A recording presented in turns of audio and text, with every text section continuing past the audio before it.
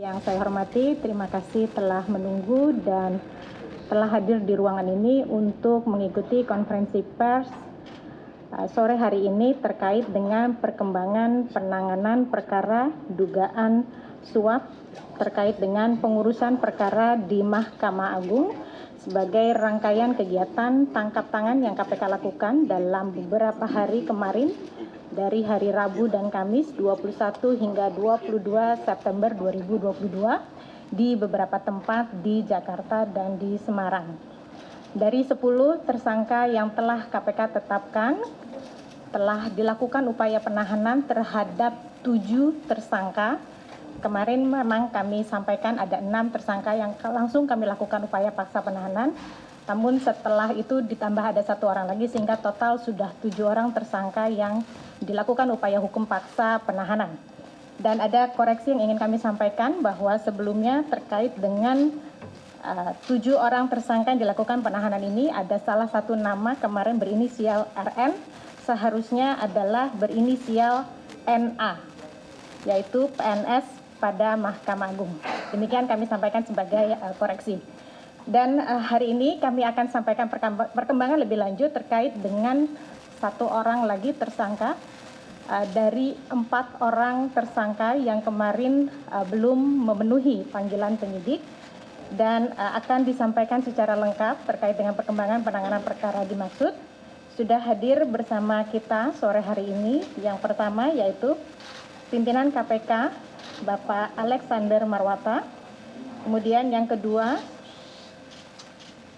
anggota Komisi Yudisial sekaligus Ketua Bidang SDM, Advokasi, Hukum, Penelitian, dan Pengembangan Bapak Bin Ziyad Qaddafi, dan yang ketiga adalah Ketua Kamar Pengawasan Mahkamah Agung Republik Indonesia yang mulia Bapak Dr. Zahrul Harabain. Terima kasih Bapak-Bapak sudah hadir, dan untuk mempersingkat waktu, kesempatan pertama akan saya berikan kepada Pak Alex untuk menyampaikan perkembangan penanganan perkara yang telah KPK lakukan dalam perkara dimaksud. Silakan Pak Alex.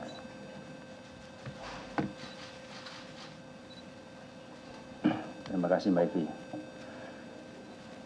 Assalamualaikum warahmatullahi wabarakatuh. Selamat sore, salam sehat untuk kita semuanya. Saya akan menyampaikan terkait perkembangan penanganan perkara dugaan suap dalam pengurusan perkara di Mahkamah Agung. Untuk perkara ini KPK telah menetapkan dan mengumumkan 10 orang sebagai tersangka sebagai berikut. SD, Hakim Agung pada Mahkamah Agung; ETP, Hakim Justisial atau Panitera Pengganti Mahkamah Agung; DY, PNS pada Kepanitraan Mahkamah Agung; MH, PNS pada Kepanitraan Mahkamah Agung; NA, PNS Mahkamah Agung; AB, PNS Mahkamah Agung; YP, pengacara; ES, pengacara; HT, swasta selaku debitur Koperasi Simpan Pinjam ID; IDKS, swasta selaku debitur Koperasi Simpan Pinjam ID. Beberapa tersangka juga sudah dilakukan penahanan sebagai berikut. ETP ditahan di rutan KPK pada Gedung Merah Putih; D ditahan di rutan KPK pada Gedung Merah Putih; MH ditahan di rutan Polres Metro Jakarta Pusat; AB ditahan di rutan Polres Metro Jakarta Timur; YP ditahan di rutan Polres Metro Jakarta Pusat; ES ditahan di rutan Polres Metro Jakarta Pusat; dan NA ditahan di rutan Polres Metro Jakarta Timur. Saat ini tim penyidik kembali menahan 1 orang tersangka yaitu SD untuk 20 hari pertama terhitung mulai tanggal 23 September 2022 sampai dengan 12 Oktober 2022 di rutan KPK pada Kafling C1. KPK juga segera menjadwalkan pemanggilan IDKS dan HT untuk hadir di Gedung Merah Putih KPK dan menghadap tim penyidik. Adapun konstruksi perkaranya diduga telah terjadi diawali adanya laporan pidana dan gugatan perdata terkait dengan aktivitas dari Koperasi Simpan Pinjam ID di Pengadilan Negeri Semarang yang diajukan HT dan IDKS dengan diwakili melalui kuasa hukumnya yaitu YP dan ES. Saat proses persidangan di tingkat pengadilan negeri dan pengadilan tinggi, HT dan ES belum puas dengan keputusan pada dua lingkup pengadilan tersebut sehingga melanjutkan upaya hukum berikutnya di tingkat kasasi pada Mahkamah Agung. Pada tahun 2022 dilakukan pengajuan kasasi oleh HT dan IDKS dengan masih mempercayakan YP dan ES sebagai kuasa hukumnya. Dalam pengurusan kasasi ini diduga YP dan ES melakukan pertemuan dan komunikasi dengan beberapa pegawai di Kepanitraan Mahkamah Agung yang dinilai mampu menjadi penghubung hingga fasilitator dengan majelis hakim yang nantinya bisa mengkondisikan putusan sesuai dengan keinginan YP dan ES. Adapun pegawai yang bersedia dan bersepakat dengan YP dan ES yaitu DY dengan adanya pemberian sejumlah uang. DY selanjutnya turut mengajak MH dan ETP untuk ikut serta menjadi penghubung penyerahan uang ke majelis hakim. DY dan kawan-kawan juga sebagai representasi dari SD dan beberapa pihak di Mahkamah Agung untuk menerima uang dari pihak-pihak yang mengurus perkara di Mahkamah Agung. Terkait sumber dana yang diberikan YP dan ES pada majelis hakim berasal dari HT dan IDKS. Jumlah uang yang kemudian diserahkan secara tunai oleh YP dan ES pada DY sejumlah sekitar 202.000 dolar Singapura atau ekuivalen 2,2 miliar rupiah. Yang kemudian oleh DY dibagi lagi dengan pembagian DY menerima sekitar sejumlah 250 juta, MH menerima sekitar sejumlah 850 juta, ETP menerima sekitar 100 juta, dan SD menerima sekitar sejumlah 800 juta yang penerimanya melalui ETP. Dengan penyerahan uang tersebut, putusan yang diharapkan YP dan ES pastinya dikabulkan dengan menguatkan putusan kasasi sebelumnya yang menyatakan KSP ID pilot. Ketika tim KPK melakukan tangkap tangan dari DY ditemukan dan diamankan uang sejumlah sekitar 205.000 dolar Singapura dan adanya penyerahan uang dari AB sejumlah sekitar 50 juta rupiah. KPK menduga DY dan kawan-kawan juga menerima pemberian lain dari pihak-pihak yang berperkara di Mahkamah Agung dan hal ini akan didalami lebih lanjut dalam proses penyidikan. Tersangka SD bersama DS, ETP, MH, NA, dan AB sebagai penerima disangkakan melanggar pasal 12 huruf C atau pasal 11 huruf A atau B junto pasal 11 Undang-Undang Nomor 31 Tahun 99 tentang Pemberantasan Tindak Pidana Korupsi sebagaimana telah diubah dengan Undang-Undang Nomor 20 Tahun 2001 tentang perubahan atas Undang-Undang Nomor 31 Tahun 99 tentang Pemberantasan Tindak Pidana Korupsi junto pasal 55 ayat 1 ke 1 KUHP. Demikian beberapa hal yang kami sampaikan. Untuk selanjutnya barangkali dari MA maupun KY akan menambahkan. Silakan. Ya. Terima kasih Pak Alex. Untuk selanjutnya kami mohon kesediaan dari Ketua Kamar Pengawasan MA yang mulia Bapak Dr. Zahlur Rabain untuk memberikan beberapa hal ataupun memberikan tanggapan terkait dengan upaya ataupun dari penanganan perkara yang telah KPK lakukan dalam kegiatan tangkap tangan terkait dengan dugaan pengurusan perkara di Mahkamah Agung. Kami persilakan pada Pak Zahlur. Terima kasih atas suaranya kepada kami. Assalamualaikum warahmatullahi wabarakatuh. Mereka mati Pak.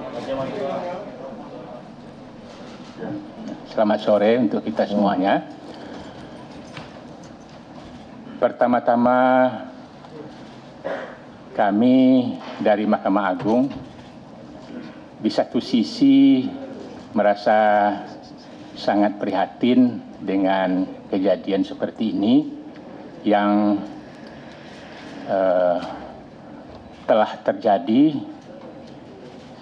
dan di satu sisi yang lain kami mengapresiasi apa yang telah dilakukan oleh KPK, yaitu dalam rangka membersihkan aparatur di lingkungan peradilan yang merupakan visi Mahkamah Agung,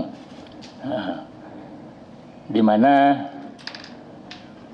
Mahkamah Agung berusaha selama ini dan tidak henti-hentinya meningkatkan kredibilitas daripada aparatur pengadilan. Oleh sebab itu, kami dari Mahkamah Agung akan memberikan sepenuhnya, mendukung sepenuhnya apa yang dilakukan oleh KPK, dan kami menyerahkan permasalahan ini ke dalam proses hukum yang berlaku sesuai dengan ketentuan perundang-undangan yang dilakukan oleh KPK. Dan kami akan mendukung hal ini, akan memberikan segala sesuatu yang barangkali dibutuhkan oleh KPK di dalam menuntaskan kasus ini. Kami akan memberikan data-data atau apa yang dibutuhkan oleh KPK di dalam hal ini.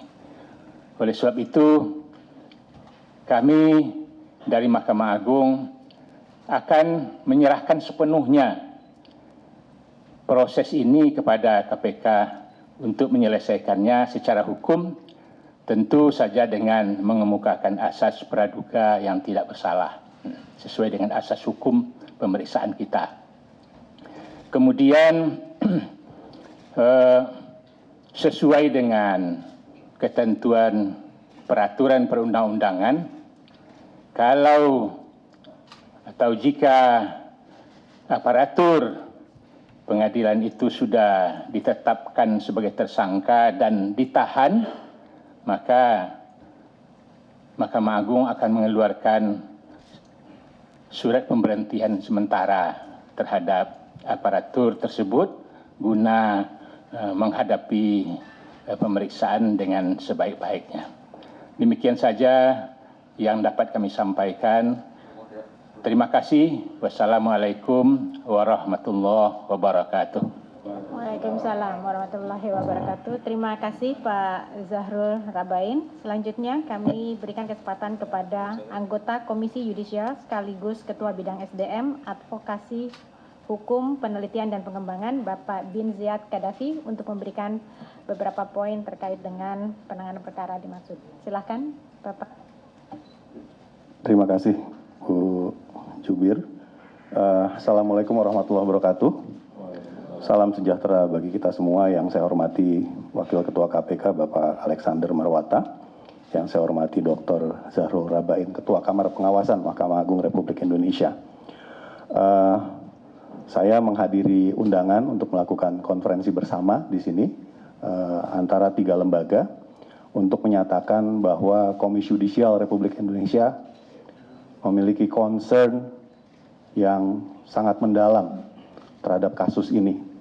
Apalagi kasus OTT berikut pengembangannya, kemudian melibatkan seorang hakim agung dan seorang hakim yang kebetulan menjabat sebagai hakim justisial di Mahkamah Agung sebagai tersangka. Mahkamah Agung adalah lembaga peradilan yang tertinggi yang sama-sama kita tahu menjadi benteng terakhir dari peradilan.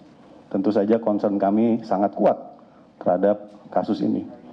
Tetapi di sisi lain, kami juga mengapresiasi dan berterima kasih kepada KPK yang mau kemudian mengerahkan tenaga dan pikirannya guna mengungkap praktek korupsi di sektor peradilan. Kami dari Komisi Yudisial sangat mendukung apabila KPK berkenan untuk berfokus pada isu judicial corruption ke depannya. Dan apa yang sedang ditangani saat ini menunjukkan bahwa sistem penegakan hukum di Indonesia masih bisa berjalan, di mana bahkan sosok pejabat dengan posisi yang tinggi di lembaga peradilan masih kemudian bisa menjadi tersangka dari proses pengungkapan yang dilakukan oleh KPK. Kami di sini 3 lembaga tentu saja punya kewenangan yang berbeda-beda. KPK sebagai institusi penegak hukum tentu saja memiliki banyak luxury karena punya kewenangan untuk menjalankan upaya paksa dan mendapatkan bukti-bukti secara lewat berbagai langkah ya, penyelidikan dan penyidikan yang dilakukan. Di sisi lain, kami Komisi Yudisial punya kewenangan untuk menjaga dan menegakkan kehormatan dan keluhuran martabat hakim. Jadi menjaga, mengawasi, serta mendisiplinkan hakim dari perilaku-perilaku yang menyimpang. Jadi ruang lingkup kewenangan kami adalah terhadap hakim, dan kebetulan dari daftar tersangka yang tadi sudah disampaikan oleh Pak Alexander Marwata, ada 2 hakim yang termasuk di dalamnya. Di sisi lain, Mahkamah Agung, di mana di sebelah kiri saya hadir Bapak Dr. Zahrul Rabain yang merupakan Ketua Kamar Pengawasan, itu membawahi badan pengawasan yang punya kewenangan untuk melakukan pengawasan internal terhadap seluruh aparatur peradilan. Nah, saya rasa 3 lembaga dengan kewenangan yang berbeda ini tidak semestinya kita lihat sebagai kewenangan perbedaan yang diametral, tetapi ada potensi untuk kemudian melakukan kolaborasi dari waktu ke waktu. Kami tahu bahwa ada kelemahan-kelemahan dalam sistem penanganan perkara, termasuk juga dalam pengawasan dan pendisiplinan yang dilakukan oleh lembaga-lembaga ini. Karena itu kami ke depan menawarkan diri dan mendorong agar kolaborasi untuk deteksi dini guna pencegahan dan penindakan ya terhadap perilaku yang menyimpang, apalagi jika sudah melibatkan transaksi perkara dan korupsi, itu bisa dilakukan oleh ketiga lembaga ke depannya.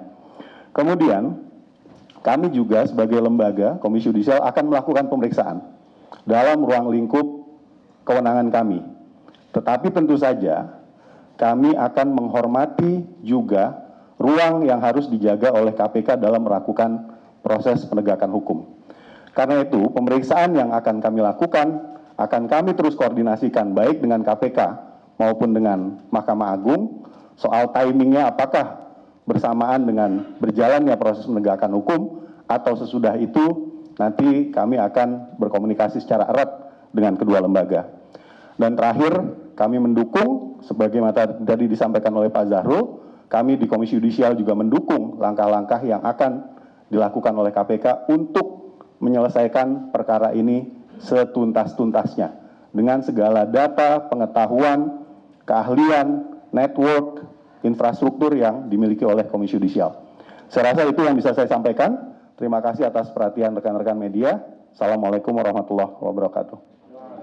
Waalaikumsalam warahmatullahi wabarakatuh. Terima kasih Bapak Bin Ziyad Qaddafi. Baik, sekali lagi ingin kami sampaikan bahwa konferensi pers ini memang betul salah satu bentuk sinergi dari ketiga lembaga, KPK, MA, dan KY, dan bagaimana sinergi untuk saling mendukung pelaksanaan tugas dan wewenang masing-masing secara independen sesuai dengan amanat undang-undang masing-masing. Bapak, Ibu, dan rekan-rekan jurnalis, saya akan buka untuk sesi tanya jawab. Untuk sesi pertama kami buka untuk 3 penanya, silahkan. Boleh Bang Sabir di sana belakangnya. Nanti ada satu lagi. Boleh satu lagi? Ya, silakan. Assalamualaikum.